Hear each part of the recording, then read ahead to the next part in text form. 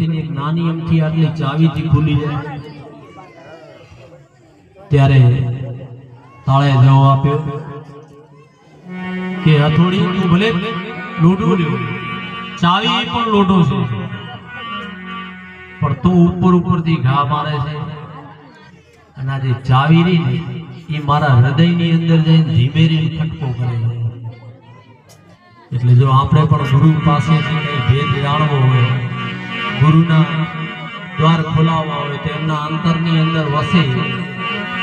અને ધીમે રે અને ખટકો કરવો પડે તો જ